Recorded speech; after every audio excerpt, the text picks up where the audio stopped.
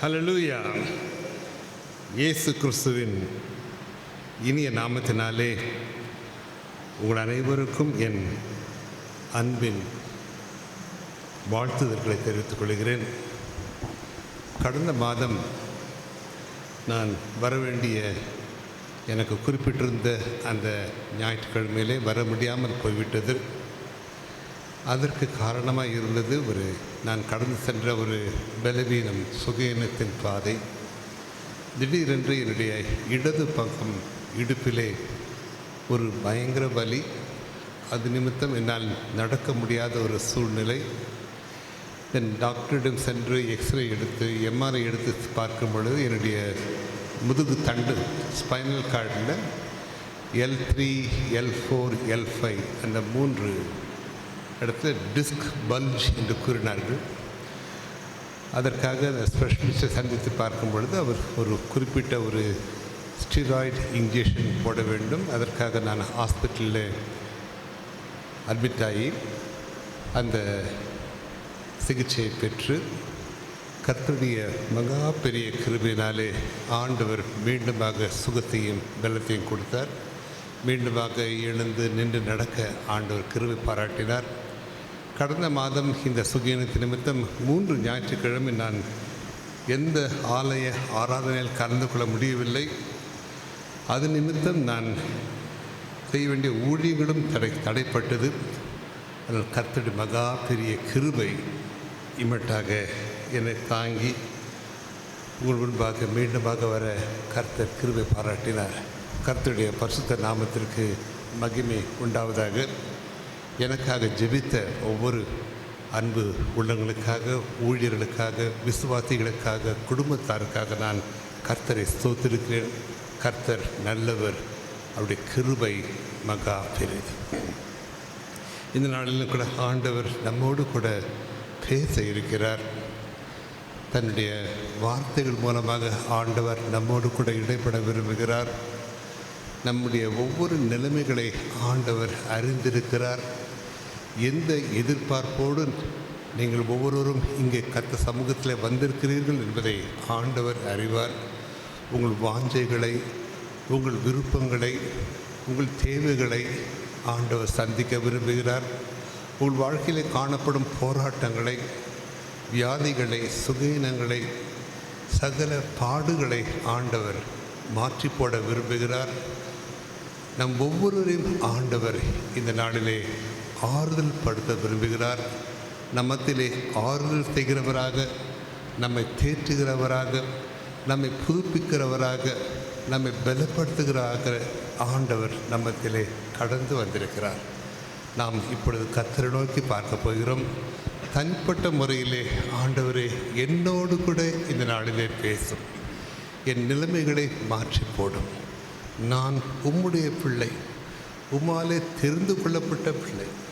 நான் வெட்கப்பட்டு போகுவது உம்முடைய சித்தம் அல்ல.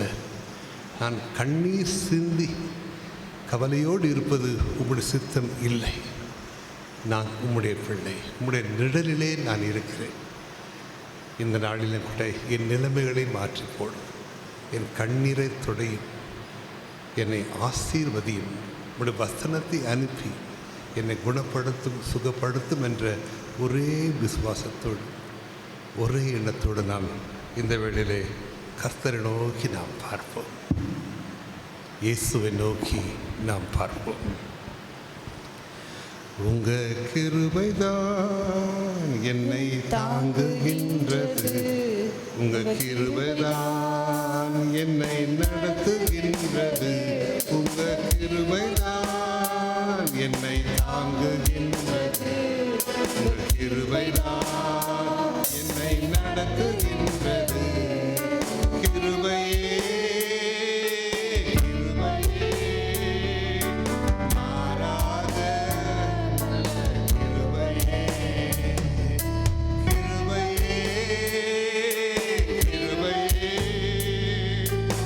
மாறாத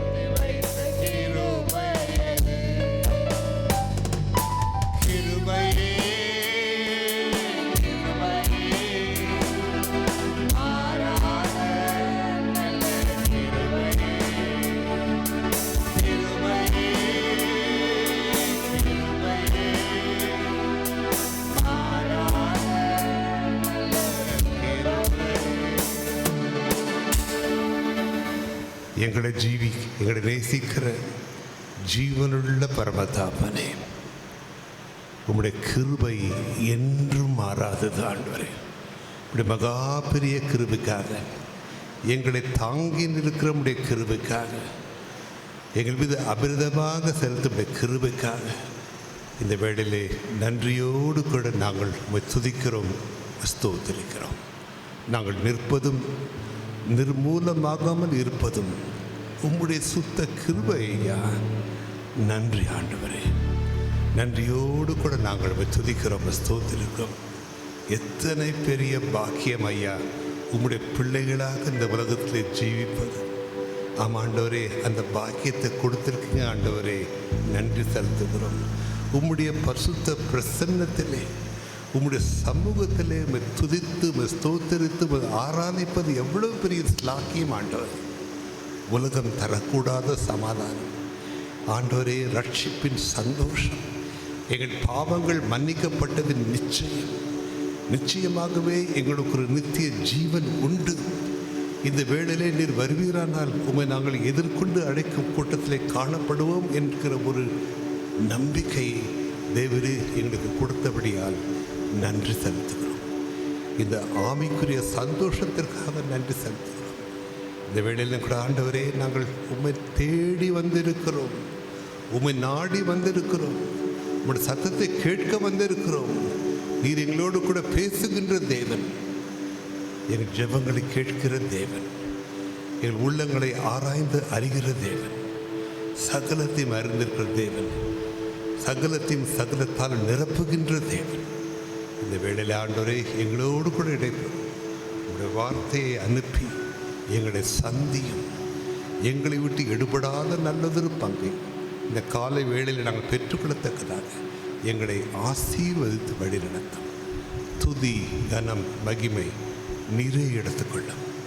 மீட்பர் இயேசு கிறிஸ்துவின் இனிய நாமத்தில் கேட்கிறேன் பரமபிதாவே, ஆமென்.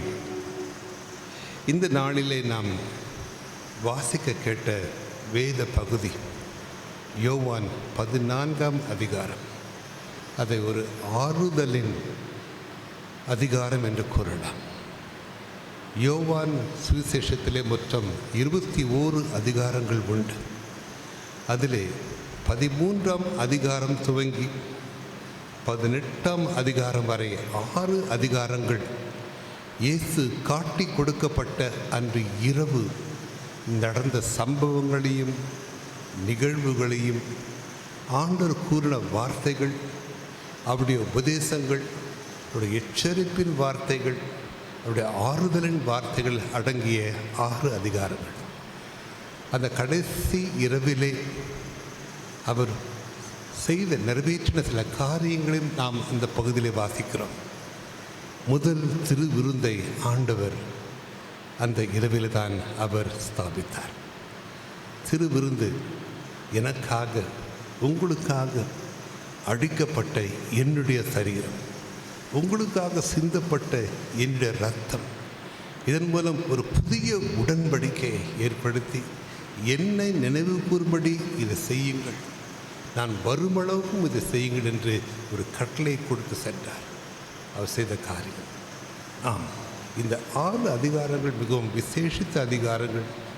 கர்த்தரை நம்பி அவருக்கு நம்முடைய ஜீவனை அர்ப்பணித்திருக்கும் ஒவ்வொருவருக்கும் ஊக்கமளிக்கும், உற்சாகப்படுத்தும் மிகவும் தேவையான விசுவாச அர்த்தம் நிறைந்த இந்த 6 அதிகாரங்கள். இதிலே கர்த்தருடைய ஜெபத்தை காண்கிறோம். 17ஆம் அதிகாரத்தில் ஆண்டவர் நமக்காக கர்த்தரை நோக்கி ஏறெடுத்த பிதாவை நோக்கி ஏறெடுத்த ஜெபத்தை வாசிக்கிறோம். அநேக முக்கியமான நிகழ்வுகளை இந்த 6 அதிகாரத்தில் நாம் வாசிக்கிறோம். இயேசுவின் ஆறுதலான வார்த்தைகளை பார்க்கிறோம். உங்கள் இருதயம் கலங்காதிருப்பதாக. கர்த்தருடைய வார்த்தை நம்ம நோக்கி வருகிறது. கலக்கமடைந்த நிலையிலே, இருதயம் உடைக்கப்பட்ட நிலையிலே, திகைப்போடு கலக்கத்தோடு வியாகுலத்தோடு வந்த ஒவ்வொருவருக்கும் கர்த்தர் கூறுகிற இந்த வார்த்தை, உங்கள் இருதயம் கலங்காதிருப்பதாக. அது மட்டுமல்ல, 18ஆம் வசனம், நான் உங்களை திக்கற்றவர்களாக விடேன், உங்களை நான் தனித்து விடேன். இந்த உலகம் கைவிட்டாலும், உன் தகப்பன் உன் தாயும் உன்னை கைவிட்டாலும் நான் உன்னை கைவிடுவதில்லை. உன்னை நான் திக்கற்றவராக நான் விடவே மாட்டேன் என்று ஆண்டவர் கூறுகிறார். அது யோவான் 16:20 சொல்கிறார், உங்கள் துக்கம், நீங்கள் அனுபவிக்கிற உங்கள் துக்கம், இந்த நாளிலே இந்த வேளையிலே உங்கள் துக்கத்தோடு நீங்கள் இருப்பீர்களானால் உங்கள் துக்கம் சந்தோஷமாக மாறும் என்று ஆண்டவர் வாக்கு கொடுத்திருக்கிறார். யோவான் 16:20 வாசிக்கிறோம். ஆகவே சகல ஆறுதலான வார்த்தைகளை நாம் இந்த அதிகாரத்தில் வாசிக்கிறோம். அது மட்டும் இதே அதிகாரம் 26-27 என் சமாதானத்தை உங்களுக்கு வைத்துவிட்டு போகிறேன், உங்கள் இருதயம் கலங்காமலும் பயப்படாமலும் இருப்பதாக என்று கர்த்தர் தன்னுடைய ஆறுதலை அவர் இந்த அதிகாரத்தை ஊற்றி நமக்கு கொடுக்கிறார். அவர் இந்த வார்த்தைகளை கூறும் பொழுது இந்த பின்னணியை நாம் சற்று நிதானித்து பார்ப்போம். உங்கள் இருதயம் கலங்காதிருப்பதாக என்று கூறின கர்த்தருடைய இருதயம் அந்த நாளிலே, அந்த வேளையிலே இந்த வார்த்தையை கூறுவது எவ்வாறு இருந்தது? அவர் ஏற்கனவே ஆவியிலே கலங்கி இருந்தார்.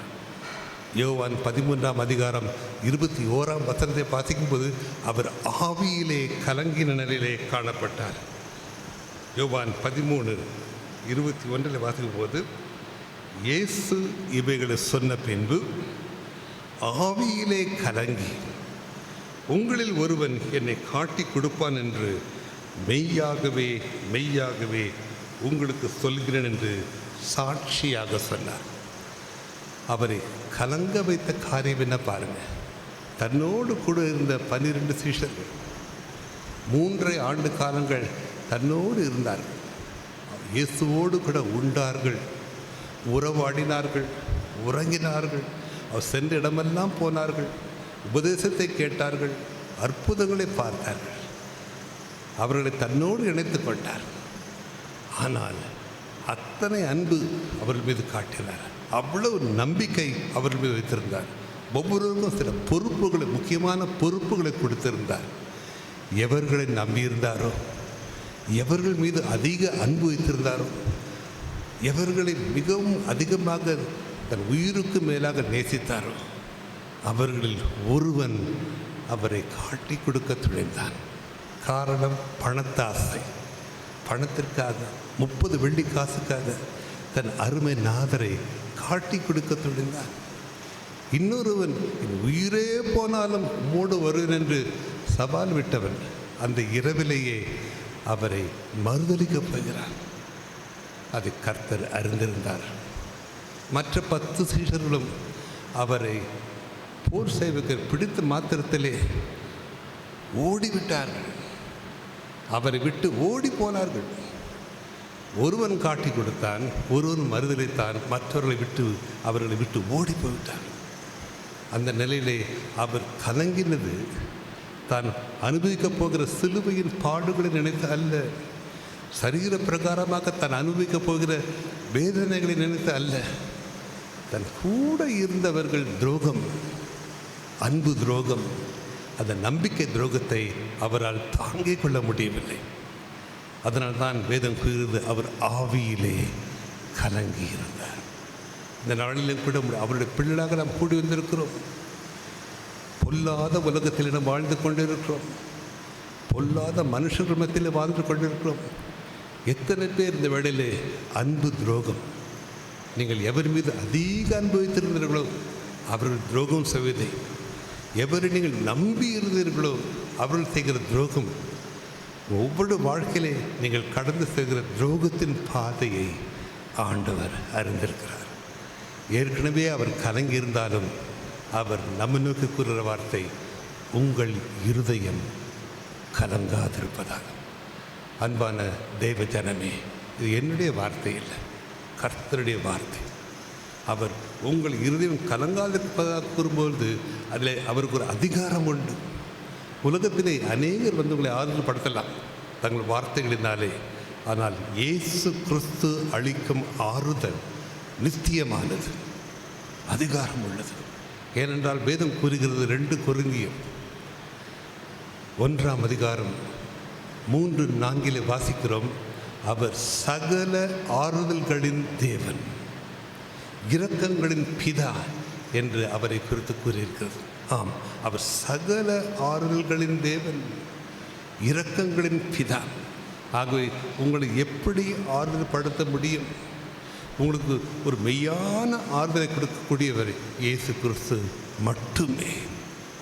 இந்த வேளையிலே நீங்கள் ஒவ்வொருவரும் அவர் கொடுக்கும் ஆறுதலை பெற்றுக்கொள்ள வேண்டும் என்பதுதான் ஆண்டவர் விரும்புகிறார். இது கர்த்தருடைய சித்தம். இந்த நாள் ஒரு ஆறுதலின் காலை வேளையில் நினைத்துக் கொள்ளுங்கள். இயேசு கிறிஸ்து நம் ஒவ்வொருவரும் தனித்தனியே, மகனே மகளே, உன் இருதயம் கலங்காதிருப்பதாக, உன் கலக்கத்தை நான் அறிந்திருக்கிறேன், உன் கண்ணீரை நான் காண்கிறேன், நான் உன்னை ஆறுதல் படுத்த இங்கு வந்திருக்கிறேன் என்று ஆண்டவர் நம்ம நோக்கி இந்த வார்த்தைகளை கூறுகிறார். எடுத்து வாசிப்போம். இயேசு கிறிஸ்து இந்த உலகத்திற்கு வந்த நோக்கம். ஏசாயாவின் புஸ்தகம் 61ஆம் அதிகாரம் முதல் 3 வார்த்தைகள். ஏசாயா 61 முதல் 3 வசனங்கள். கர்த்தராகிய தேவனுடைய ஆவியானவர் என் மேல் இருக்கிறார், சிறுமைப்பட்டவர்களுக்கு சுவிசேஷத்தை அறிவிக்க கர்த்தர் என்னை அபிஷேகம் பண்ணினார், இருதயம் நொறுங்குண்டவர்களுக்கு காயம் கட்டுதலையும்,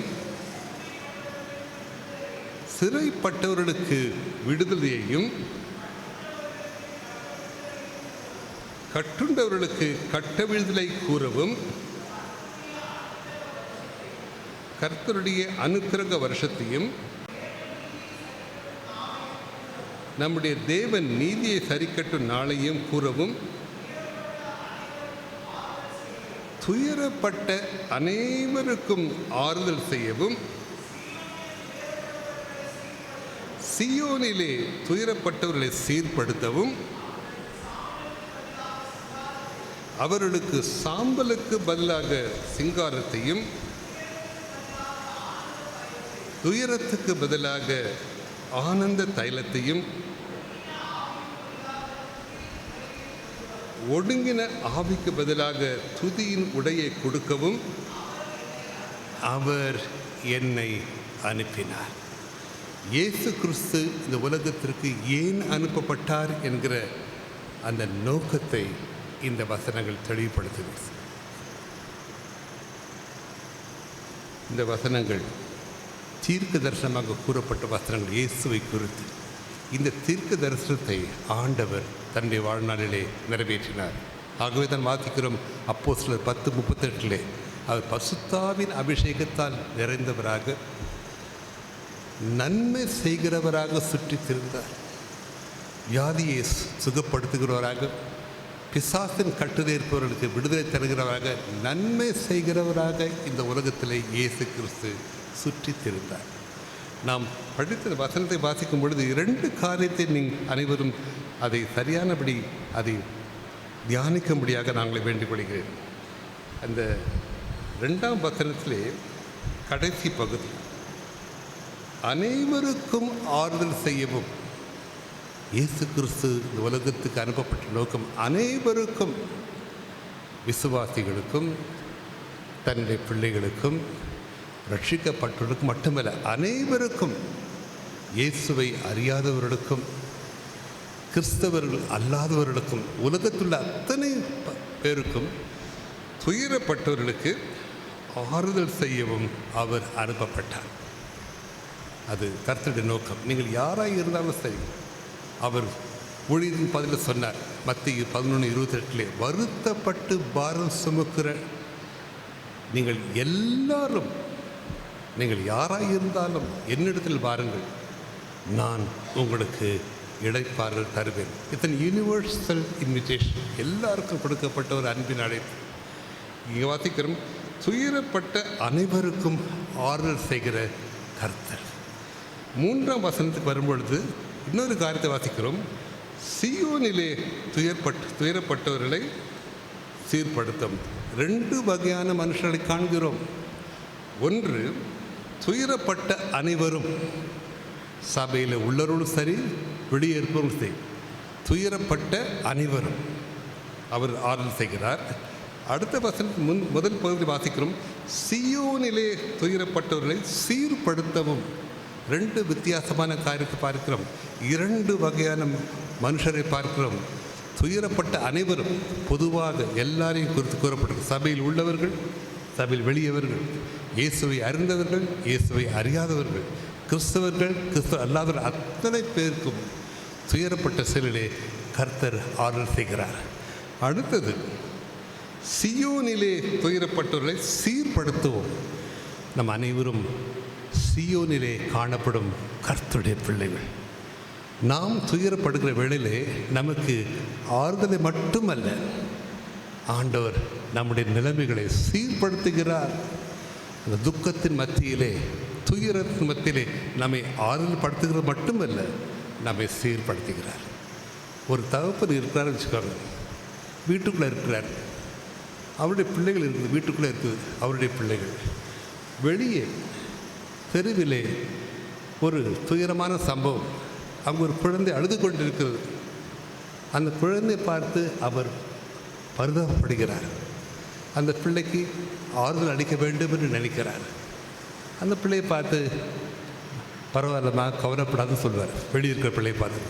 ஆனால் வீட்டுக்குள்ளே இருக்கிற அவருடைய பிள்ளை வருத்தத்தால் அழும்பொழுது என்ன பண்ணுவார், தகப்பன் அந்த பிள்ளையை தூக்கி எடுத்து தன் மடியில் உட்கார வைத்து கண்ணீரை துடைத்து நெஞ்சோடு சேர்த்து அணைத்து கவலைப்படாத சொல்கிறார். இதுதான் வித்தியாசம்.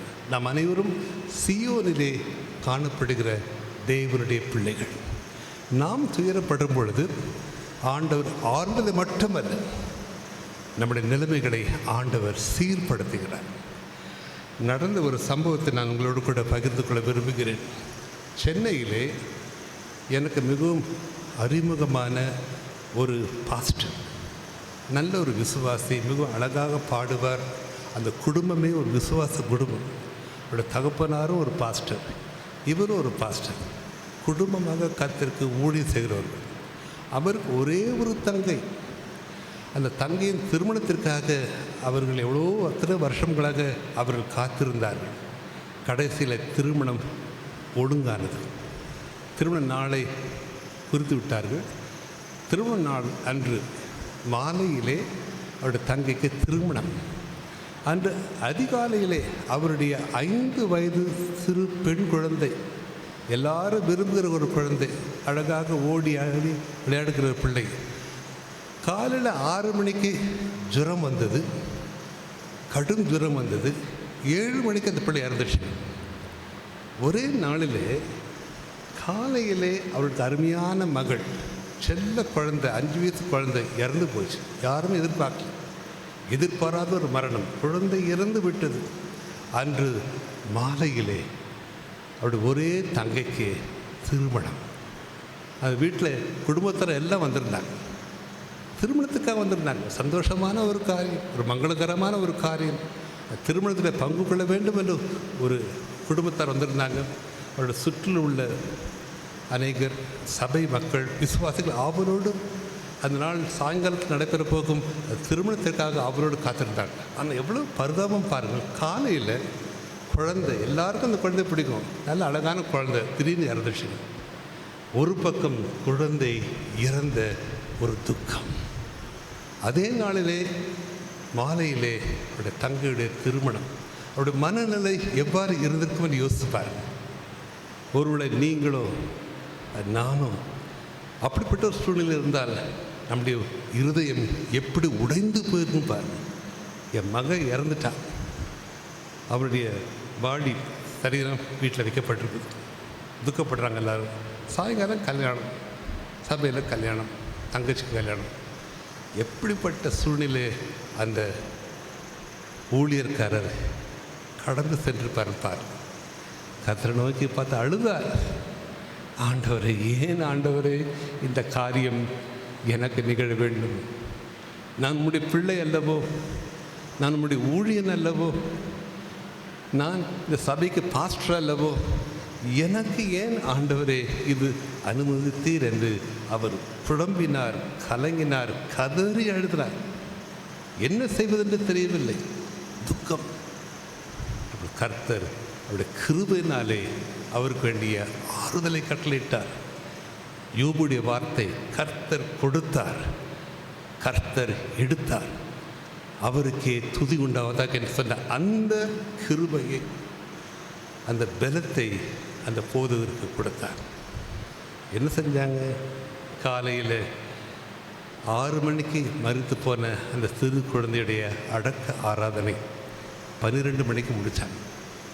சாயங்காலம் 4 மணிக்கு திருமணம். எப்படி இருந்திருக்கும் யோசிப்பார்.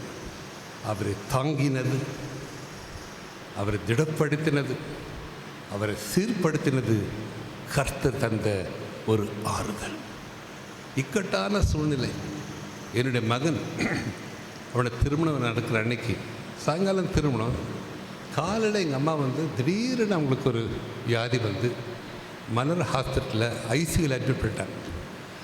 காலையில் எங்கள் அம்மா ஐசியூவில் இருக்கிறாங்க, சாயங்காலம் மகனுடைய திருமண காரியம். அப்படிப்பட்ட சூழ்நிலைகளை கர்த்தர் சில செய்யும் தன்னுடைய பிள்ளைகளுக்கு அவர் அனுமதிக்கிறார். நம்ம ஆண்டவர் நோக்கி, ஏன் ஆண்டவரேன்னு நம்ம அவர் கேள்வி கேட்கக்கூடாது. அதை ஆண்டவர் அறிவார். கேள்வி கேட்டால் கூட கர்த்தர் உங்களுடைய மனநிலையை அறிந்திருக்கிறார். சில சமயங்களிலே கர்த்தர் பிள்ளைகளுக்கு அப்படிப்பட்ட ஒரு சூழ்நிலை வருகிறது. நீங்கள் ஒன்றை மட்டும் நினைத்து கொள்ள வேண்டும், ஏன் நடக்கிறது. பவுல் தன்னுடைய அனுபவத்தை அவர் பகிர்ந்து கொள்கிறார். எடுத்து வாசிப்போம். 2 கொரிந்தியர் 4ஆம் அதிகாரம். 2 கொரிந்தியர் 4ஆம் அதிகாரம்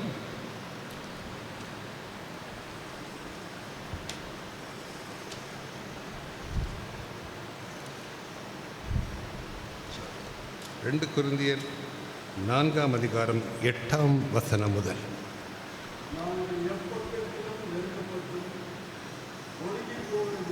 நாங்கள் எப்பக்கத்திலும் நெருக்கப்பட்டும் ஒடுங்கி போகிறதில்லை, கலக்கம் அடைந்தும் மனம் முறிவடைகிறதில்லை, துன்பப்பட்டும் கைவிடப்படுகிறதில்லை, கீழே தள்ளப்பட்டும் மடிந்து போகிறதில்லை. கர்த்தராகிய இயேசுவினுடைய ஜீவனும் என் சரீரத்தில் விளங்கும்படிக்கு இயேசுவின் மரணத்தை எப்பொழுதும் எங்கள் சரீரத்திலே சுமந்து திரிகிறோம்.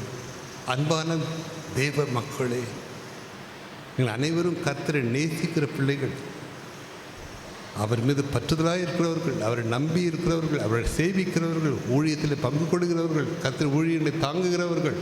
கர்த்தர் அறிவார். நீங்கள் ஊழியத்துக்காக எடுத்த சகல பிரயாசங்களை, பாடுகளை கர்த்தர் அறிந்திருக்கிறார். ஊழியத்திற்காக நீங்கள் செய்த தியாகங்களை ஆண்டவர் அறிந்திருக்கிறார். ஊழியத்திற்காக எப்படி நீங்கள் ஊழியங்களை தாங்கினீர்கள், ஜெபத்தினாலும் உங்கள் பொருட்களினாலும் ஆண்டவருடைய ஊழியத்தை எப்படியாக நீங்கள் உங்களுக்கு சொந்த காரியம் போல எடுத்து செஞ்சீர்கள். கர்த்தர் அறிவார். அவர் மீது வைத்திருக்க அன்பை கர்த்தர் அறிவார். அவர் மீது வைத்திருக்க வைராக்கியத்தை ஆண்டவர் அறிவார். சகலத்தை ஆண்டவர் அறிந்திருக்கிறார். அத்தனை பேர் நாங்கள் உறுதியாக கூற முடியும், நீங்கள் இயேசுவை நேசிக்கிற ஒரு கூட்டம், கர்த்தரால் மீட்கப்பட்ட கூட்டமாக நீங்கள் கூடி வந்திருக்கிறீர்கள் உண்மை. ஆனால் உங்கள் வாழ்க்கையிலே அநேக பாடுகள். பவுல் எழுதுறார் இல்லைங்களா, நாங்கள் எப்பக்கத்திலும் நெருக்கப்பட்டோம். அப்படிப்பட்ட சூழ்நிலை நம்ம கடந்து வந்திருக்கிறோம். எப்பக்கத்திலும் நெருக்கம், எங்கே பார்த்தாலும் நெருக்கம், எங்கேயும் போக முடியாது, எங்கேயும் போக முடியாது. அப்படிப்பட்ட நெருக்கத்தின் பாதையிலே நாம் அனைவரும் கடந்து வந்திருக்கிறோம். அதை அறிவார் ஆண்டவர். நாங்கள் பவுல் சொல்கிறார், நாங்கள் எப்பக்கத்திலும் நெருக்கப்பட்டும் ஒடுங்கி போகிறதில்லை, கலக்கம் அடைந்தும் மனம் முறிவடைவதில்லை, துன்பப்படுத்தப்பட்டும் கைவிடப்படுவதில்லை, கீழே தள்ளப்பட்டும் மடிந்து போகிறதில்லை. நீங்கள் நினைக்கலாம், ஏன் இந்த பாடுகள் எனக்கு, என் மேலே என்ன குறை, நான் என்ன தப்பு பண்ணிட்டேன், எதுக்காக இந்த சோதனை, ஏன் இந்த வேதனை, ஏன் இந்த கண்ணீர், நான் செய்யாத குற்றத்துக்கு நான் தண்டிக்கப்படுகிறேன். பலர் என்னை தவறாக நினைக்கிறார்கள். I miss understood. ஜனங்கள் என்னை சுற்றுலா என்னை தவறாக நினைக்கிறார்கள்.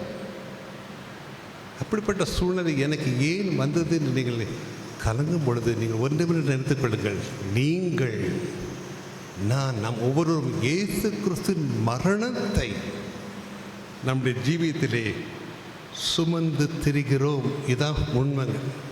இயேசுவின் மரணத்தை நாம் சுமந்து திரியும் பொழுது என்ன நடக்கும் தெரியுங்களா? வாசிப்போம். 10ஆம் வசனம், கர்த்தராகிய இயேசுனுடைய ஜீவனும் எங்களுடைய சரீரத்தில் விளங்கும்படிக்கு இயேசுவின் மரணத்தை எப்பொழுதும் எங்கள் சரீரத்திலே சுமந்து திரிகிறோம்.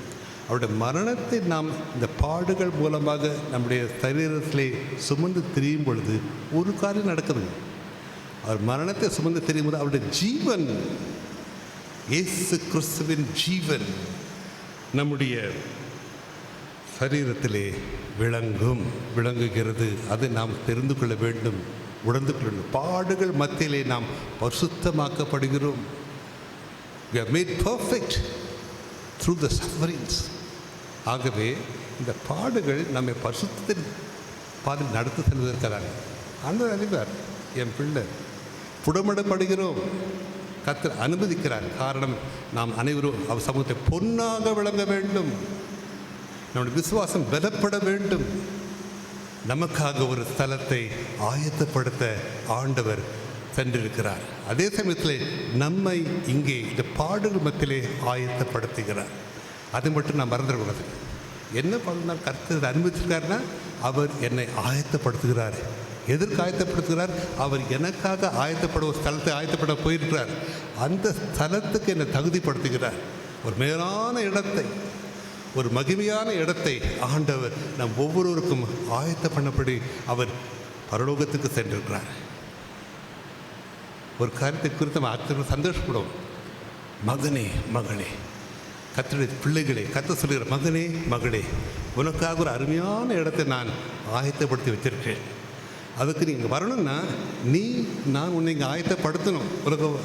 நீ ஜீவமாக இருக்கும் நாட்களிலே, உலகத்தில் நீ ஜீவிக்கும் போது நான் உன்னையும் இங்கே ஆயத்தப்படுத்தணும். அங்கேயும் உனக்காக ஒரு இடத்தை ஆயத்தப்படுத்தணும். இந்த பாடுகள் என்னன்னா, அதாவது கர்த்தர் நம்மை ஆயத்தப்படுத்துகிறார். இயேசுவின் மரணத்தை நாம் சுமந்து திரிகிறோம். அதனாலே அவருடைய ஜீவன் நம்முடைய சரீரத்திலே விளங்குகிறது. ஹல்லேலூயா! இது மேலான காரியத்தை நாம் அறிந்து கொள்ள வேண்டும். அதே அதிகாரம் 16ஆம் வசனம் வாசிப்போம். 2 கொரிந்தியர் 4:16. ஆனபடியினாலே நாங்கள் சோர்ந்து போவதில்லை. எத்தனை பாடுகள் வந்தாலும், எத்தனை வேதனைகள் வந்தாலும் நாங்கள் சோர்ந்து போவதில்லை. ஆனபடியினாலே நாங்கள் சோர்ந்து போகிறதில்லை. எங்கள் புறம்பான மனுஷனானது அழிந்தும் உள்ளான மனுஷனானது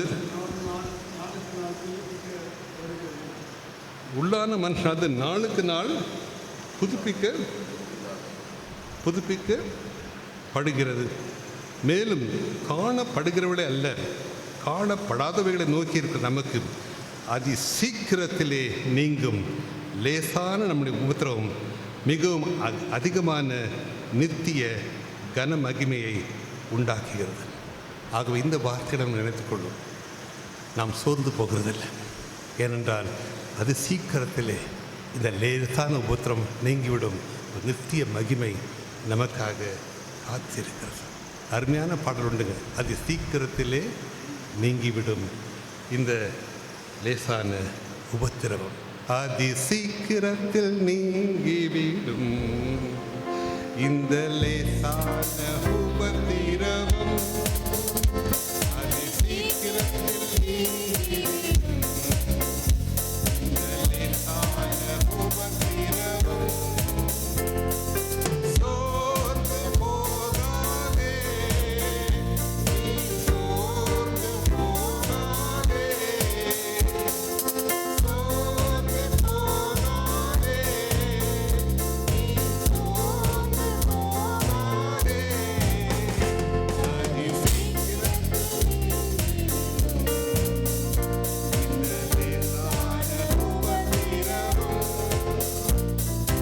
உள்ளார்ந்த மனுஷன் நாளுக்கு நாள் துரிதாக்கப்படுகின்ற நேரம் இது.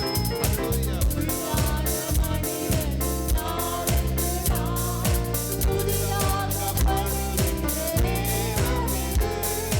சோர்ந்து போகாதே, நீ சோர்ந்து போகாதே, சோர்ந்து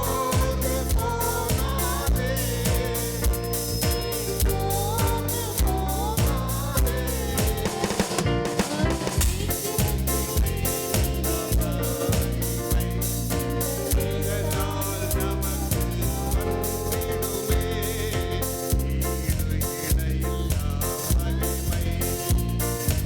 இதனால் நமக்கு வந்திடுமே. சோர்ந்து போகாதே, நீ சோர்ந்து போகாதே, சோர்ந்து போகாதே, நீ சோர்ந்து போகாதே. சோர்ந்து போகாதே. கர்த்தருடைய வார்த்தை நம்ம நோக்கி கடந்து வருகிறது. இந்த உலக பாடுகள் கர்த்தர் நம்மை ஆயத்தப்படுத்துகிற ஒரு அனுபவம். நாம் எதை குறித்தும் நாம் சோர்ந்து போகாமல் கர்த்தரை நோக்கி நாம் தொடர்ந்து நம்முடைய விசுவாச பயணத்தை நாம் மேற்கொள்வோம். ஆண்டவர் பெரிய காரியங்களை செய்வார். கர்த்தர் நம்மை ஆறுதல் படுத்துவதற்காக நம்முடைய பாடுகளை சுமந்தார், நம்முடைய பாவங்களை சுமந்தார். பாவம் அறியாத அவர் நமக்காக பாவமானார். 2 கொரிந்தியர் 5:21 வாசிக்கிறோம். பாவம் இல்லாத அவர், பாவம் அறியாத அவர், நம்மை நீதிமான்களாக்கும்படிக்கு அவர் பாவமானார். 2 கொரிந்தியர் 5:21. தரித்திரரானார். நம்முடைய தரித்திரங்களை தன் மீது ஏற்றுக்கொண்டு நாம் ஐஸ்வர்யவான்களாக ஆகும் பொருட்டு, அவருடைய தரித்திரத்தினாலே நாம் ஐஸ்வர்யவான்களாக ஆகும் பொருட்டு அவர் நமக்காக தரித்திரரானார். 2 கொரிந்தியர் 8:9 வாசிக்கிறோம். அவர் நமக்காக சாபமானார். பிசாசு அநேகர் வாழ்க்கையில் பலவிதமான சாபங்கள், சாப கட்டுக்கள், பாவ கட்டுக்கள், வியாதியின் கட்டுக்கள், பில்லி சூனிய கட்டுக்கள், சகல கட்டுக்களை உடைக்கும்படியாக, நம் மீது இருக்கும் சகல சாபங்களை நீக்கும்படியாக அவர் சாபமானார். நம்முடைய சாபங்களை அவர் தன் மீது ஏற்றுக்கொண்டு அவர் சாபமானார். கலாத்தியர் 3:13 வாசிக்கிறோம். நம்முடைய நோய்களை, நம்முடைய வியாதிகளை, நம்முடைய பலவீனங்களை அவர் தூக்கி சுமந்தார் சிலுவையிலே. மத்தேயு 8:17 வாசிக்கிறோம். ஏசாயா 53:3-4 வாசிக்கிறோம். அவருடைய தழும்புகளினாலே நாம் குணமானோம். ஹல்லேலூயா. ஆகவே அவர் நமக்காக சகலத்தின் தண்ணீர் தூக்கி சுமந்தார். ஆகவே நாம் கலங்க வேண்டியதில்லை. நம்மை காண்கிற தேவன், நமக்காக மனதுருகுகிற தேவன், நம்முடைய பாரங்களை அவர் தன் மீது ஏற்றுக்கொண்டு நம்மை அவருடைய பாதையிலே தொடர்ந்து வழிநடத்தி செல்கிறார். உங்கள் இருதயம் கலங்காதிருப்பதாக அந்த வார்த்தையை கூறின இடம் ஒரு மேலறை. மேலறையிலே அவரும் அந்த 12 சீஷர்களும் அமர்ந்திருக்கும் பொழுது அவர் இந்த வார்த்தை கூறினார், உங்கள் இருதயம் கலங்காதிருப்பதாக. இன்றைக்கும் கூட நீங்கள் இஸ்ரேல் தேசத்துக்கு சென்றீர்களானால், எருசலேமுக்கு போனீர்கள் என்றால் அங்கு ஒரு மேலறையை காட்டுகிறார்கள். அந்த மேலறையை காட்டி இந்த அறையில்தான் இயேசு கிறிஸ்து தன்னுடைய கடைசி இரவை செலவிட்டார். இந்த அறையில்தான் 12 சீஷர்களோடு அவர் கடைசி பந்தியை ஆயத்தப்படுத்தினார். இந்த அறையில்தான் தன் சீஷருடைய கால்களை கழுவினார். இந்த அறையில்தான் அவர் உங்கள் இருதயம் கலங்காதிருப்பதாக என்று கூறினார். இந்த அறையில்தான் அவர் முதல் திருவிருந்தை அவர் ஆயத்தப்படுத்தினார். உங்களுக்காக பிற்கப்பட்ட என்னுடைய சரீரம், உங்களுக்காக சிந்தப்பட்ட என் ரத்தம் என்பதை இந்த அறையில் தான் கூறினார் என்று ஒரு அறையை காட்டுகிறார்கள். அந்த அறையை நீங்கள் பார்த்தீங்கன்னா ஒரு நீண்ட அறை, ஆனால் அகலம் குறுகின அறை. அந்த அறையின் கடைசியில் ஒரு சுவற்றிலே ஒரு ஓவியம், ஒரு சித்திரம் தீட்டப்பட்டிருப்பது காணலாம், இன்றைக்கு காணலாம். இது என்ன சித்திரம் என்றால், ஒரு தாய் பறவை, அந்த தாய் பறவை தன்னுடைய குஞ்சுகளுக்கு அது ஆகாரம் கொடுக்கிறது. அந்த குஞ்சுகள் பசியினாலே இருக்குது, அவர் கொடுப்பதற்கு உணவு இல்லை. அந்த தாய் பறவை என்ன செய்திருந்தால், தன்னுடைய நீண்ட கூர்மையான அலகினாலே தன்னுடைய நெஞ்சை தானே குத்தி ரத்தம் வடிகிறது. அதில் தன்னுடைய சதையை தானே எடுத்து அந்த சதையை அந்த குஞ்சுகளுக்கு ஊட்டுகிறது.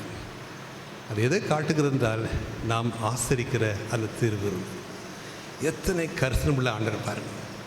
நம்மை தேற்றுவதற்காக, நம்மை ஆறுதல் படுத்துவதற்காக தன்னுடைய சரீரத்தையே அவர் பிற்க ஒப்பு கொடுத்தார். சிலுவையில் நமக்காக தன் ரத்தத்தையே சிந்தினார். அதை சித்தரிக்கும் வகையில் தான் அந்த சித்திரம். அந்த தாய் பறவை தன்னுடைய அழகினாலே தன்னுடைய நெஞ்சை உருவ குத்தி அந்த ரத்தம் படியும் அதில் சதையை எடுத்து தன் குஞ்சுகளுக்கு ஊட்டுகிறது. அதைத்தான் ஆண்டவர் நமக்கு இன்றைக்கும் செய்து வருகிறார். நாம் திருவிருந்து எடுக்கும் பொழுது நாம் அதை நினைவு கூற வேண்டும். கர்த்தர் எனக்காக சிலுவையிலே அவர் அடிக்கப்பட்டார், நொறுக்கப்பட்டார், அவர் சரீரம் பிற்கப்பட்டது. அந்த சரீரத்தினாலே நம்மை போஷிக்கிறார். அவருடைய சரீரம் நம்முடைய சரீரத்தை பரிசுத்தப்படுத்த வேண்டும், பலப்படுத்த வேண்டும் நோக்கத்தோடு தான் அந்த திருவிருந்தை அவர் ஆயத்தப்படுத்தினார். நமக்காக சிந்தப்பட்ட ரத்தம், நமக்காக உடைக்கப்பட்ட சரீரம். அதனாலே ஆண்டவர் அந்த பந்தியை தான் கடந்து செல்லும் முன்பாக அந்த திருப்பந்தியை அவர் ஆயத்தம் செய்தார். நாம் எவ்வளவு நன்றியலான இதயத்தோடு அந்த திருப்பந்தியில் நாம் பங்கு கொள்கிறோம்.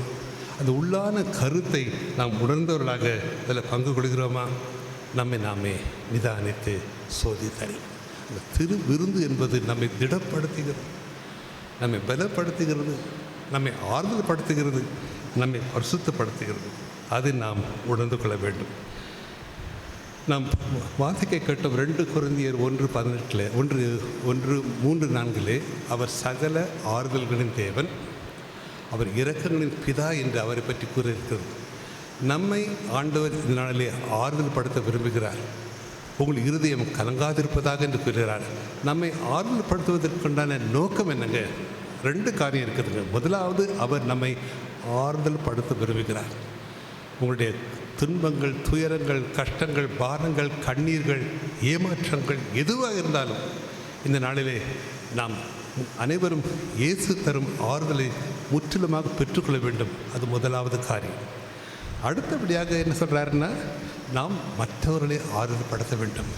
கிறிஸ்துவின் ஆறுதல் நாம் பெற்றவர்கள் மற்றவர்களுக்கு நாம் ஆறுதல் அளிக்க வேண்டும். கிறிஸ்துவின் ஆறுதல் நம் மூலமாக துயரப்படுகிற மற்றவர்களுக்கு கடந்து செல்ல வேண்டும். இதுதான் கர்த்தருடைய நோக்கம், கர்த்தருடைய சித்தம். முதலாவது, நம் ஒவ்வொருவரையும் தன்னுடைய ஆறுதலினாலே நிரப்ப விரும்புகிறார். 2வது, நம் ஒவ்வொருவரையும் தன்னுடைய ஆறுதலின் பாத்திரமாக உபயோகப்படுத்த விரும்புகிறார். எத்தனை பேர் ஆயத்தமாக இருக்கிறீங்க? இதோ ஆண்டவரே, என்னை முற்றிலுமாக உம்முடைய ஆறுதலினாலே நிரப்பும். நான் மற்றவர்களுக்கு ஆறுதல் இருக்கும்படியாக என்னை ஆறுதலின் பாத்திரமாக மாற்றும் என்று நாம் இந்த காலை வேளையிலே நம்மை அர்ப்பணிப்போம். அந்த பகுதியை நாம் எடுத்து வாசிப்போம். 2 கொரிந்தியர் 1:3-4. நமது கர்த்தராகிய இயேசு கிறிஸ்துவின் பிதாவாகிய தேவனும் இரக்கங்களின் பிதாவும் சகல விதமான ஆறுதலின் தேவனுமாய் இருக்கிறதற்கு ஸ்தோத்திரம்.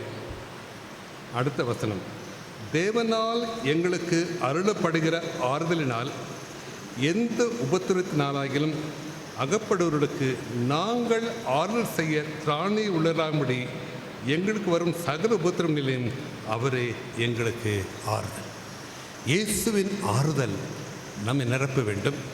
அதோடு மட்டும் நம் மூலமாக துயரப்படுபவர்களுக்கு இயேசுவின் ஆறுதல் நம் மூலமாக கடந்து செல்ல வேண்டும். நாம் ஒவ்வொருவரும் ஆறுதலின் பாத்திரமாக, தேறுதலின் பாத்திரமாக இந்த உலகத்தில் வாழ வேண்டும் என்பதை கர்த்தர் விரும்புகிறார். அதுக்கு நம்மை அர்ப்பணிப்போம்.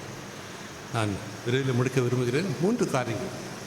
நாம் கர்த்தருடைய ஆறுதலை பூரணமாக பெற்றுக்கொள்வதற்கு, நாம் மற்றவர்களுக்கு ஆறுதலின் பாத்திரமாக விளங்குவதற்கு நாம் செய்ய வேண்டிய முதல் காரியம் இயேசு கிறிஸ்து கூறுகிறார். நாம் வாசிக்க கேட்ட வேத பகுதி யோவான் 14ஆம் அதிகாரத்தில் வாசிக்கிறோம். முதல் வசனம் வாசிங்க. உங்கள் இருதயம் கலங்காதிருப்பதாக தேவனிடத்தில் விசுவாசமாய் இருங்கள், என்னிடத்திலும் விசுவாசமாய் இருங்கள். முதல் காரியம் நம்மிடத்தில் காணப்பட வேண்டியது விசுவாசம். ஒவ்வொரு கர்த்தர் பிள்ளையுடைய வாழ்க்கையிலே அவர் சுவாசிக்கிற சுவாசம் விசுவாசம். அதனால தான் நாம் அனைவரும் விசுவாசிகள் என்று அழைக்கப்படுகிறோம். அந்த விசுவாசம் நம்மிடத்தில் காணப்பட வேண்டும். இயேசுவின் மேலுள்ள விசுவாசம், பிதாவாகிய தேவன் மீது உள்ள விசுவாசம். விசுவாசிக்கிறவன் எந்த சூழ்நிலையிலும் பதறான். வேதம் கூறுகிறது. ஏசாயா 28:16 வாசிக்கிறோம். விசுவாசி பதறான். எப்படிப்பட்ட சூழ்நிலையிலும் விசுவாசி பதற மாட்டான். விசுவாசிக்கிறவன், விசுவாசம் இல்லாமல் தேவனுக்கு பிரியமாயிருப்பது கூடாத காரியம். எபிரேயர் 11:6 வாசிக்கிறோம்.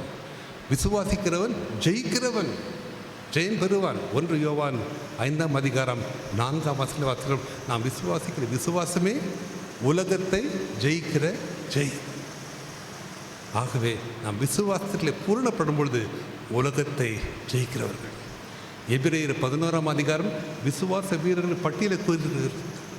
எபிரேயர் 11:23 வாசிக்கிறோம். அவர்கள் விசுவாசத்தினாலே உலகத்தை ஜெயித்தார்கள். உலகத்தை ஜெயிக்கிற ஜெயம் விசுவாசம். அந்த விசுவாசத்தில் நாம் பூரணப்பட வேண்டும். தினமும் நம் விசுவாசத்தில் வளர வேண்டும், விசுவாசத்தில் பலப்பட வேண்டும். இதுதான் ஆண்டவர் விரும்புகிறார். ஆகவே விசுவாசத்தை நாம் காத்துக்கொள்ளும். முதலாவது, இந்த நாட்களிலே பலவிதமான போதகங்கள், கள்ள தீர்க்கதரிசிகள், கள்ள உபதேசங்கள், பலவிதமான நூதனமான சுவிசேஷங்கள் கடைசி நாளில் பார்க்கிறோம். பிசாசான முதல் இலக்கு என்ன தெரியுங்களா? நம்முடைய விசுவாசத்தை அவன் அசைக்க வேண்டும், நம்முடைய விசுவாசத்தை கலைக்க வேண்டும், விசுவாசத்தை குலைக்க வேண்டும். எத்தனை பேர் பெரிய பாடு வந்து என்ன பண்ணுறாங்க? எதுக்கு நாங்கள் விசுவாசியாக இருக்கணும். எலியாவை நினைத்துக் கொள்ளுங்கள். வல்லமையுள்ள தீர்க்கதரிசி, கர்த்தர் சித்தத்தை நிறைவேற்றினார். ஒரு மனிதன் 850 தீர்க்கதரிசிகள் முன்பாக தனித்து நின்றான். அப்படிப்பட்ட வல்லமையான ஊழியத்தை நிறைவேற்றினான். ஊழியத்தை நிறைவேற்றின பின்பு என்ன வந்துச்சு? இவருக்கு மனதில் சோர்வு. என்னை எடுத்துக்கொள்ள ஆண்டவரே, நான் ஒன்றுக்கு உபயோகமற்றவன். சோர்வு, மனசோர்வு, தன் உயிரை குறித்த பயம், சோர்வுற்றதாக காணப்படுகிறேன். அவ்வளோ பெரிய தீர்க்கதரிசி. நீங்கள் எத்தனை பேர் சோர்வோடு இருக்கீங்க? கர்த்தருக்காக அநேக காரியங்கள் செஞ்சுங்க. உங்கள் மூலமாக ஊழியங்கள் நிறைவேறினது. எவ்வளோ காரியங்கள் நீங்கள் செஞ்சுருக்கீங்க. ஆனால் மனசோர்வு, ஒரு சலிப்பு, frustration. How many of you are here frustrated? கர்த்தர் அறிவார். ஒரு தூதனை அனுப்பி அவனை தேற்றி அவனை போஷித்து 40 நாட்கள் இரவும் பகல் நடக்கத்தக்க பலனத்தை கொடுத்து எப்ரோனுக்கு ஒரு வழி நடத்தினார். சோர்ந்து போகாதீங்க, சோர்ந்து போகாதீங்க. விசுவாசத்தை பலப்படுத்துங்க, விசுவாசத்தில் உறுதியாக நிலைச்சு நில்லுங்க. ஆண்டவர் உங்கள் மூலமாக பெரிய காரியத்தை செய்வார். ஒரு காரியத்தை நினச்சிக்கொள்ளுங்க, உங்களில் இருக்கிறவன் உலகத்தில் இருக்கிறவன் காட்டிலும் பெரியவன். இயேசு கிறிஸ்து உங்கள் வாழ்க்கையிலே இதயத்தில் இருக்கும் பொழுது நீங்கள் பெரியவர். You are not a minority. நீங்கள் நினைக்கிற நான் மட்டும்தான் இருக்குன்னு நினைக்கலாம். No, the Lord is with you. கர்த்தர் உங்களை தேற்றுகிறவர், ஆற்றுகிறவர். உங்களில் இருக்கும் ஆண்டவர் உலகத்தில் இருப்பதை காட்டிலும் பெரியவர் என்பதை நீங்கள் அறிந்து கொள்ளுங்கள். விசுவாசத்தினாலே இந்த கிருபினாலே ரட்சிக்கப்பட்டீங்க. எபேசியர் 2:8 வாசிக்கிறோம். நம்முடைய ரட்சிப்பின் விசுவாசம் மூலம் ரட்சிக்கப்பட்டோம். அவர் மீது விசுவாசம் உள்ளவராகி அவருடைய ஏற்றுக்கொள்வர் எத்தனை பேர் உள்ளோம் அத்தனை பேரும் அவருடைய புத்திரராகும்படி அதிகாரம் கொடுத்தார். யோவான் 1:12 வாசிக்கிறோம். அந்த விசுவாசம் நம்முடைய ரட்சிப்பின் விசுவாசம். ரட்சிப்புக்கு பின்பு நம்முடைய வாழ்க்கை விசுவாச வாழ்க்கை துவங்குகிறது. எபிரேயர் 12:1 விசுவாசத்தை துவக்குகிறவரும் முடிக்கிறவருமாகிய இயேசுவை நோக்கி உங்களுடைய நியமித்திருக்க ஓட்டத்தை பொறுமையோடு ஓட கடவும். அதை நம்ம செய்யணும். உலகத்தில் உலக வாழ்க்கை விசுவாசிகளுக்கு ஒரு விசுவாச வாழ்க்கை. விசுவாசத்தை துவக்குகிறவர் இயேசு கிறிஸ்து, விசுவாசத்தை முடிக்கிறவர், விசுவாசத்தை பூரணப்படுத்துகிறவர் இயேசு கிறிஸ்து. அவரை நோக்கி நமக்கு நியமித்திருக்க ஓட்டத்தை பொறுமையோடு நாம் ஓட கடுவோம்.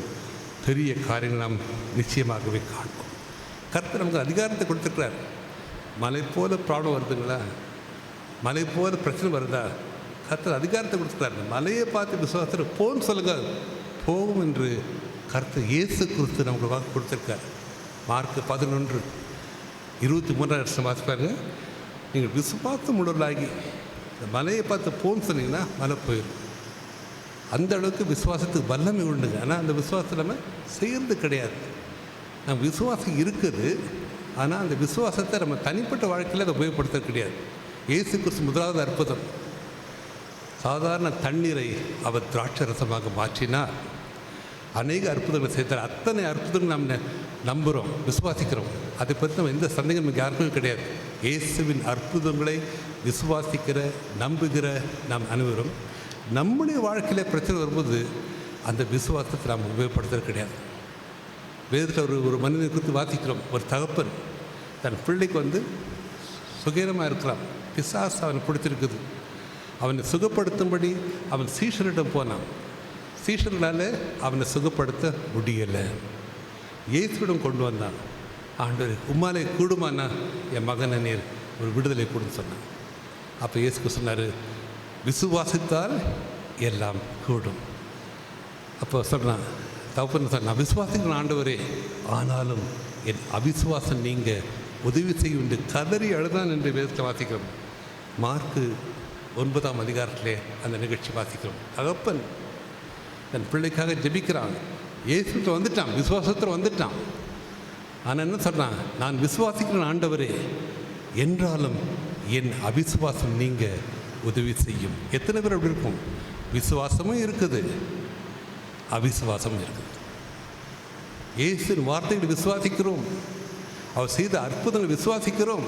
ஆனால் நம்ம வாழ்க்கையில் பிரச்சனை வரும்பொழுது என்ன பண்ணுறோம்?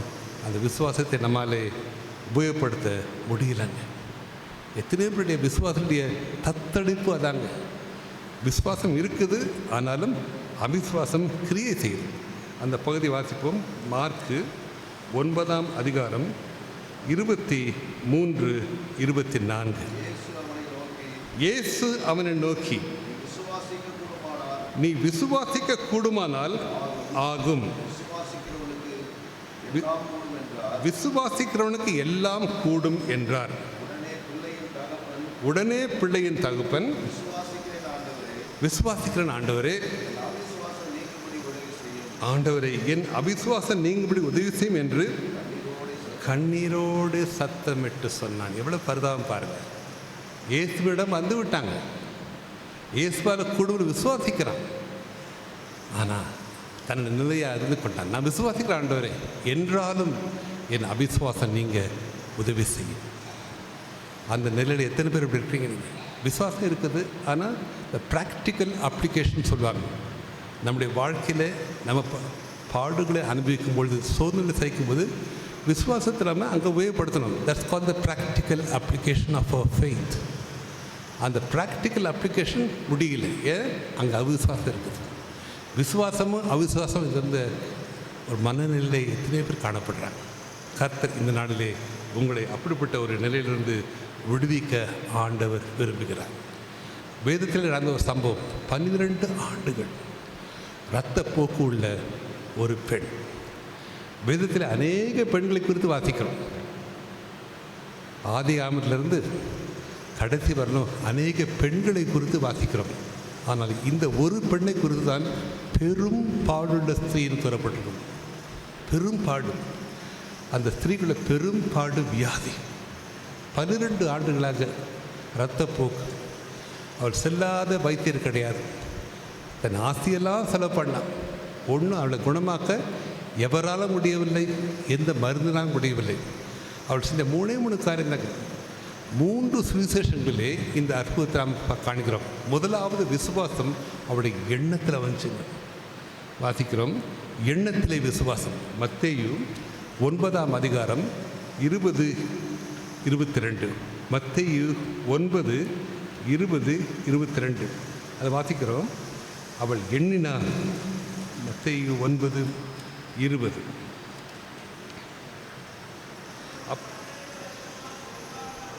அப்பொழுது 12 வருஷமாய் பெரும்பாடுள்ள ஒரு ஸ்திரீ,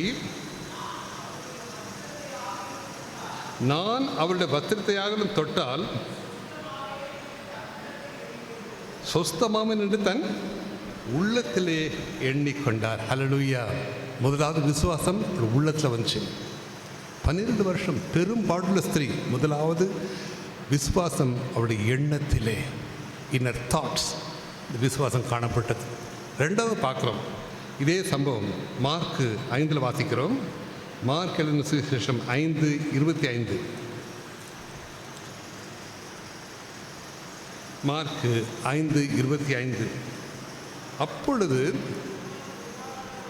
12 வருஷமாய் பெரும்பாடுள்ள ஸ்திரீ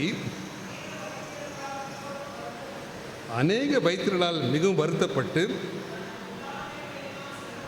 தனக்கு உண்டான இல்லாத செலவழித்தும் அதிக வருத்தப்படுகிற பொழுது இயேசுவை குறித்து கேள்விப்பட்டு சொல்லி, முதலாவது எண்ணினாள்.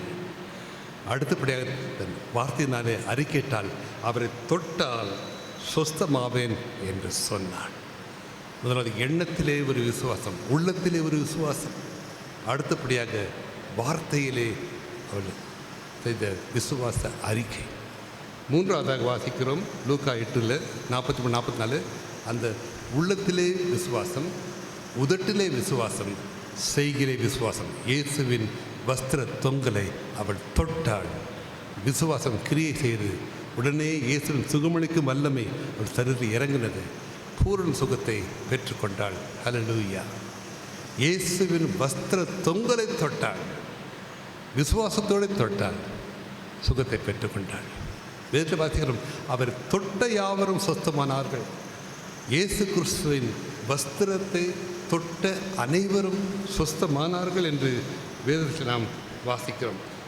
மத்திய 14:36 வாசிக்கிறோம், அவரை தொட்ட யாவரும், வஸ்திர தொங்கலை தொட்ட யாவரும் சொஸ்தமானார்கள். நாம் அனைவரும் இந்த வழியிலே கர்த்தருடைய ஆலயத்திலே நாம் கூடி வந்திருக்கிறோம். நம்ம மத்தியில் இயேசு கிறிஸ்து கடந்து வந்திருக்கிறார். இந்த இடத்துல இயேசுவின் வஸ்திர தொங்கலால் இந்த ஆலயம் நிரம்பி இருக்கிறது. ஏசாயா 6ஆம் அதிகாரம் 1ஆம் வசனம் வாசிக்கிறோம். ஏசாயா தேவ சமூகத்தில் சென்றான். இந்த ஆலயம் வஸ்திர தொங்கலால் நிரம்பி இருந்தது. இந்த வேளையில் இருக்கிற நம்முடைய ஆலயம், மீட்பெரின் திருச்சபை ஆலயம் வஸ்திர தொங்கலால் நிரம்பி இருக்கிறது.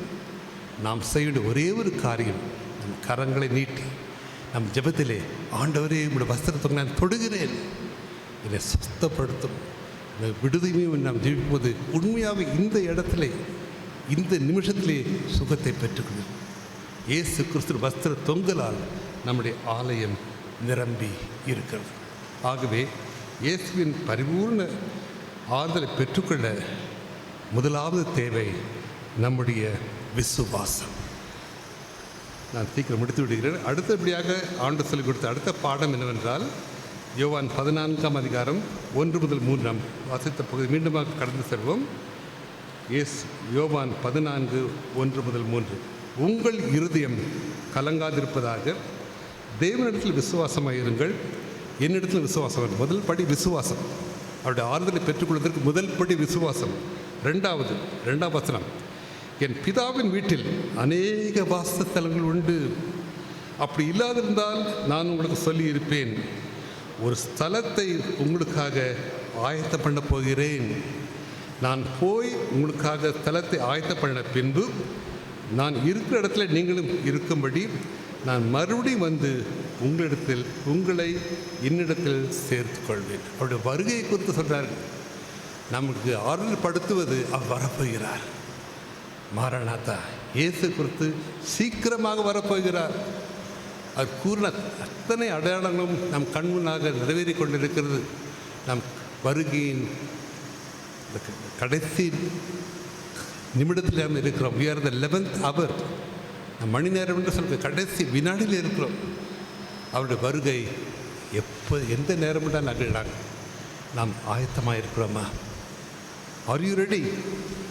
நாம் ஆயத்தமாக இருக்கிறோமா? நம்மை அவரிடமாக சேர்த்து கொள்ள முடியும். ஆண்டவர் நிச்சயமாக வரப்போகிறார். 1 தெசலோனிக்கேயர் 4ஆம் அதிகாரம் 16 முதல் 18 வாசிக்கும். ஆண்டவர் நடுவானத்தை வரப்போகிறார். வரும்பொழுது நம்ம என்ன பண்ண போகிறோம்? நம் அனைவரும் அவரை நடுவானத்திலே நாம் அவரை சந்திக்க போவோம். இந்த வார்த்தையினாலே நீங்கள் ஆறுதல் படுங்கள் என்று வேதம் கூறுகிறது. எடுத்து வாசிப்போம். 1 தெசலோனிக்கேயர் 4ஆம் அதிகாரம் 16 முதல். நம் அனைவருக்கும் தெரிந்த பகுதியை எடுத்து வாசிப்போம். 1 தெசலோனிக்கேயர் 4:16. ஏனெனில் கர்த்தர் தாமே ஆரவாரத்தோடும் பிரதான தூதனுடைய சத்தத்தோடும் தேவ எக்காலத்தோடும் வானத்திலிருந்து இறங்கி வருவார். அப்பொழுது கிறிஸ்துவுக்கு மரித்தவர்கள் முதலாவது எழுந்திருப்பார்கள். பின்பு உயிரோடு இருக்கிற நாமும் கர்த்தருக்கு எதிர்கொண்டு போக மேகங்கள் மேல் அவர்களோடு கூட ஆகாயத்தில் எடுத்துக்கொள்ளப்பட்டு இவ்விதமாய் எப்பொழுதும் கர்த்தரோடு கூட இருப்போம். கடைசி வார்த்தை, ஆகையால் இந்த வார்த்தைகளினாலே நீங்கள் ஒருவரை ஒருவர் தேற்றுங்கள். பாடுகள் மத்தியிலே இருக்கிற நம்மை தேர்தல்படுத்துகிற ஒரே ஒரு காரணம், இயேசு கிறிஸ்து திரும்ப வரப்போகிறார். நான் அவரை நடுவான் சந்திக்கப் போகிறேன் என்ற அந்த நம்பிக்கை, வருகையின் ஆவலான ஒரு எதிர்பார்ப்பு நம்மிடத்தில் காணப்பட வேண்டும். பவுல் கூறுகிறார் பிலிப்பியர் 3ஆம் அதிகாரம் 20-21, என்னுடைய குடியிருப்போ பரலோகத்தில் இருக்கிறது, அங்கிருந்து ரட்சகர் வர நான் அவனோடு காத்திருக்கிறேன் என்று சொல்கிறார்கள். எடுத்து வாசிக்கிறேன். பிலிப்பியர் 3:20-21, நம்முடைய குடியிருப்போம் பரலோகத்தில் இருக்கிறது, அங்கிருந்து கர்த்தராகிய இயேசு கிறிஸ்துவின் ரட்சகர் வர எதிர்பார்த்து கொண்டிருக்கிறோம். அவர் எல்லாவற்றையும் தமக்கு கீழ்ப்படுத்திக் கொள்ளத்தக்கதாக தம்முடைய வல்லமையான செயலின்படியே நம்முடைய அற்பமான சரீரத்தை தம்முடைய மகிமையான சரீரத்துக்கு மறுரூபப்படுத்துவார். அந்த எதிர்பார்ப்பு நம்மிடத்திலே காணப்பட வேண்டும். எனக்கு தெரிந்த ஒரு ஊழியர் ரெவரண்ட் ஜோசப் ஸ்டாலின், வாலிப பிரயாணம், 3 பெண் குழந்தைகள் உண்டு. அவர் ஊழியத்தின் பொருட்டு ஒரிசா சென்றிருந்தார். அங்கு விஷ கிருமிகள், வண்டுகள் கடித்து அவர் காலிலே ஒரு புண் உண்டாகி அது குணமாகவில்லை. அவர் ஒரிசாவிலிருந்து இங்கே வந்தார். வேலூரிலே சிஎம்சியில் சிகிச்சை பெற்றார். சிகிச்சை பலன் அளிக்கவில்லை. அவர் காலை எடுக்க வேண்டிய ஒரு சூழ்நிலை. வேறு வழியின்றி அவர் சுகமாக வேண்டும், உயிரோடு இருக்க வேண்டும் நோக்கத்தோடு ஒரு காலை எடுத்து விட்டார்கள். என்னோடய ஃபோனில் கதறி எழுந்தார், பிரதர்னா எப்படி நான் இன்னும் பிரசங்கம் பண்ண முடியும், எப்படி ஊழியத்துக்கு ஓடி செல்ல முடியும்னு கதறி எழுந்தார். அவர் எப்படி ஆறுதல் படுத்த எனக்கு தெரிலங்க. அவர் ஆறுதல் படுத்துறதுக்கு என் வார்த்தைகளே இல்லைன்ட்டு. பிகாஸ் என் மன ரொம்ப கலங்கிருந்தேன். ஏன் அவருக்கு வாலிபர், ஒரு 40 வயசு இருக்கும். அவருக்கு 3 பொம்பளை பிள்ளைகள். கடைசி மக ஒரு 5 இருக்கும், 5 வயசு இருக்கும். அப்போ கடைசியாக சில மாதங்களே அவர் இறந்து விட்டார். யாரும் எதிர்பார்க்கல. இளம் மனைவி, 3 சிறு பிள்ளைகள். அந்த பிள்ளைகள் எதிர்காலம் என்ன யாருக்குமே தெரியாது. அவருடைய சரீரம் அடக்கத்திற்காக ஆயத்தப்படுத்தி வீட்டில் வச்சுருந்தாங்க. எல்லாரும் தான் கண்ணீர் விட்டாங்க. கணவனை இழந்த அந்த சகோதரி எப்படி ஆறுதல்படுத்துன்னு தெரில. பிள்ளைகளுக்கு குறித்து என்ன செய்வது யாருக்குமே தெரியாது. அந்த வீடே சோகத்தால் கண்ணீரால் நிறைவேறும் போது அவருடைய சிறு குழந்தை 3வது பிள்ளை ரேச்சல் அந்த தகப்பனோட சரீரத்தை சுற்றி சந்தோஷமாக சிரிச்சுட்டே இருந்தாவா.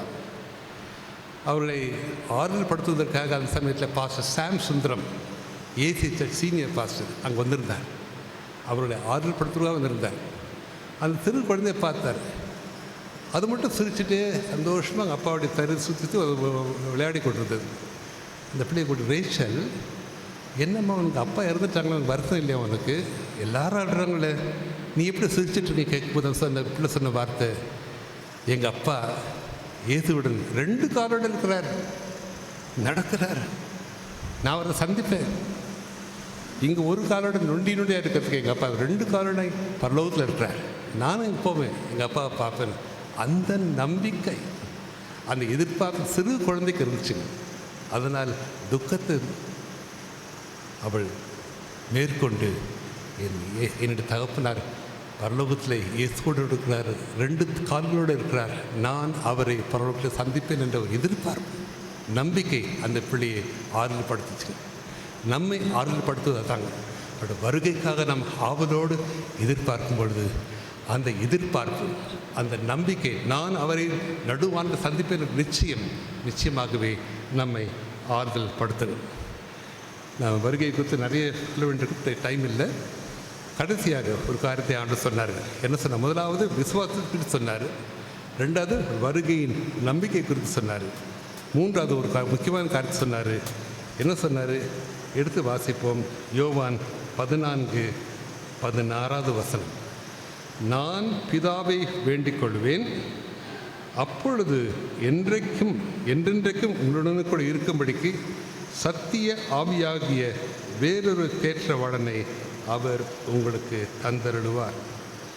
அவர் உங்களுடனே வாசம் பண்ணி உங்களுக்குள்ளே இருப்பதால் நீங்கள் அவரை அறிவீர்கள். அந்த பசுத்தாவின் அபிஷேகம், அந்த அபிஷேகம் சகல நுகங்களை முறிக்கும், ஒரு ஆறுதலை கொடுக்கும், ஒரு சந்தோஷத்தை கொடுக்கும். பரிசுத்தாவின் சந்தோஷம், அந்த சமாதானம், நம்ம பரிசுத்தாவின் அபிஷேகத்தை பெற்றுக்கொள்ளும் பொழுது உலகம் தரக்கூடாத சமாதானத்தை பெற்றுக்கொள்வது, ஒரு வல்லமையை பெற்றுக்கொள்வீர்கள், ஒரு விசேஷத்தை தைரியத்தை பெற்றுக்கொள்வீர்கள். பேதுரை குறித்து வாசிக்கிறோம், யோவானை குறித்து வாசிக்கிறோம். அவர்கள் மிகுந்த தைரியத்தோடு சகல ஞானத்தோடு அவர்கள் சுவிசேஷத்தை பிரசங்கித்தார்கள். காரணம் என்னங்க? அபிஷேகத்தை பெற்றுக்கொண்டார்கள். அபிஷேகத்தை பெற்ற பின்பு ஒரு விசேஷித்த வல்லமை அவர்களிடையே கடந்து வந்தது. நான் துபாயில் இருக்கும் பொழுது ஒரு விசுவாசியை தெரியும். அவர் பேர் பிரதர் எட்வின். ஆஸ்பத்திரியில் அவர் ஃபார்மசிஸ்டாக இருந்தார்.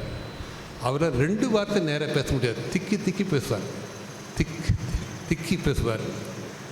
அவரால் ஒரு வார்த்தை வாசிக்கவும் முடியாது, பேச முடியாது, திக்கிட்டே இருப்பார். அவர் பரிசுத்தாவின் அபிஷேகத்தை பெற்றார். அந்த திக்கல் எங்கே போச்சுன்னே தெரியாது. கர்த்தருடைய வல்லமை அவருடைய இறங்கும் பொழுது அந்த திக்கு வாய், அந்த மந்த நாவு அவருக்கு எடுபட்டு போச்சு. இன்றைக்கி துபாயில் ஒரு பெரிய சபையில் அவர் சீனியர் பாஸ்டராக இருக்கார். அவ்வளோ அழகாக செய்து கொடுப்பார். அந்த வல்லமை நாம் பெற்றுக்கொள்ளும் பொழுது நாம் பலப்படுவோம், கர்த்தருக்கு நாம் சாட்சியாக ஜீவிப்போம். ஆகவே 3 காரியங்களை குறித்து நாம் தியானித்த, 1 விசுவாசம், 2வது வருகை குறித்த ஒரு நம்பிக்கை எதிர்பார்ப்பு, 3வது பரிசுத்தாவின் அபிஷேகத்தை நாம் பெற்றுக்கொள்ளும் பொழுது பெரிய காரியங்களை செய்ய முடியும். கர்த்தர் நம்மை பலப்படுத்துகிறார், விசேஷத்தை தைரியத்தை கொடுக்கிறார், விசேஷத்தை ஞானத்தை கொடுக்கிறார். நாம் கர்த்தருக்கு வல்லமையுள்ள சாட்சியாக விளங்குவோம். அது மட்டும் அல்ல, எதை குறித்தும் கலங்க மாட்டோம். ஏனென்றால் சகல ஆறுதல்களின் தேவன் நம்மோடு கூட இருக்கிறார். கர்த்தர் தாமே நம் ஒவ்வொருவரையும் அவருடைய ஆறுதலினாலே நிரப்புவாராக. அது மட்டும் அல்ல, ஆண்டவர் நம்மை பலப்படுத்தி ஆறுதல்படுத்தி நம்மை ஆறுதலின் பாத்திரங்களாக ஆண்டவர் நம்மை மாற்றுவாராக. அந்த பாக்கியமான அனுபவத்திற்குள் கர்த்தர் நம்மை வழி நடத்துவாராக. நாம் இயேசுவை நோக்கி நாம் பார்ப்போம். எங்களை அதிகமாய் நேசிக்கிற ஜீவனுள்ள பரமதகப்பனே, நீர் எங்களை ஆறுதல் படுத்துகிற தேவன், எங்களை தேற்றுகிற தேவன்.